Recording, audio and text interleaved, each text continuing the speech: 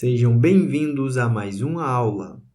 E hoje eu vou fazer um exemplo do cálculo da posição do centro de massa de um sistema constituído de 3 partículas colocadas nessas posições, como mostrado na figura. A primeira coisa que nós temos que lembrar é que o centro de massa do meu sistema ele vai estar em algum ponto do espaço. E para que eu possa representá-lo, eu preciso de um sistema de coordenadas. Então, eu posso colocar meu sistema de coordenadas em qualquer lugar do espaço.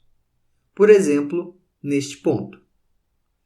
Daqui eu vou precisar obter a posição de cada uma das minhas partículas, levando em conta a distância entre elas.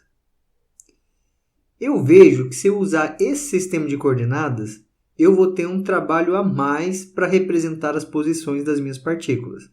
Assim, vou tomar o meu sistema de coordenadas como a origem em cima de uma dessas partículas. Vou escolher meu sistema de coordenadas, então, dessa forma. E eu acho que isso vai facilitar o nosso trabalho. Agora eu posso representar as posições das minhas partículas. Vou começar nomeando elas. A primeira vai ser essa partícula, a segunda e a terceira partícula. De modo que eu possa escrever que a posição da partícula 1 é a origem, ou seja, 0 na direção x mais 0 na direção y. Aqui a direção x é dada pelo versor y e a direção y dada pelo versor j. A partícula 2 se encontra na posição 3 na direção y mais 0 na direção j, que é x e y.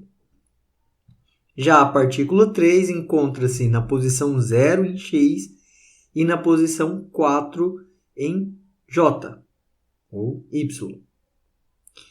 Considerando as massas da partícula 1 igual a 5 kg, da partícula 2 igual a 10 kg e da partícula 3 também de 10 kg, podemos calcular o vetor posição do centro de massa, dado por R vetor, que é igual a R1 vezes M1, mais R2, M2, mais R3, M3, dividido pela soma das massas, M1 mais M2 mais M3.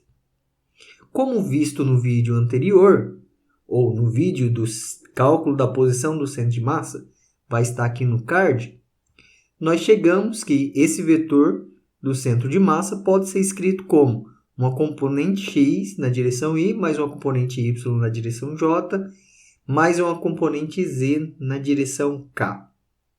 Como estamos em um plano x, y, a componente k vai ser igual a zero, porque nenhum dos meus vetores posições possui componente na direção k. Então, vou ter que escrever aqui quem é a componente x, y e z do meu vetor posição. A componente x é dado por m1x1 mais m2x2 mais m3x3 dividido pela m1, m2, m3. Substituindo os valores, vou ter que apenas a partícula 2 tem componente na direção x.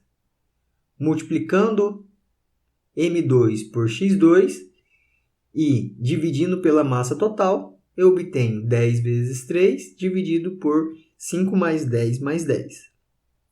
Fazendo a mesma coisa para a componente Y, e novamente aqui, apenas a partícula 3 tem direção em Y, de tal modo que eu vou ter a massa da partícula 3 vezes a posição em y da partícula 3, que é 10 vezes 4, dividido pela massa total, que é 5 mais 10 mais 10.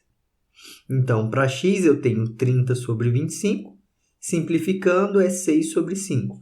E para y eu tenho 40 sobre 25, que vai me dar 8 sobre 5.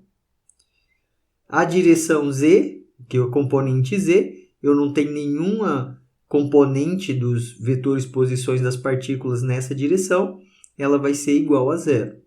de modo que eu posso representar o vetor posição do centro de massa, 6 na direção Y, mais 8 na direção J, dividido por 5. Esse vetor é dado em centímetros, a unidade desse vetor posição. Ok? Nós podemos representá-lo no nosso sistema de coordenadas através desse ponto verde pequenininho que tem aí. Esse é o vetor posição do centro de massa. Essa é a posição do centro de massa. Ok? Agora você está apto a fazer qualquer posição no centro de massa. A única dificuldade que nós temos aqui é posicionar corretamente o nosso sistema de coordenadas para que facilite os cálculos. Se você assistiu esse vídeo até aqui e puder dar uma força, curta esse vídeo e se inscreva no meu canal. Muito obrigado pela sua atenção e até a próxima!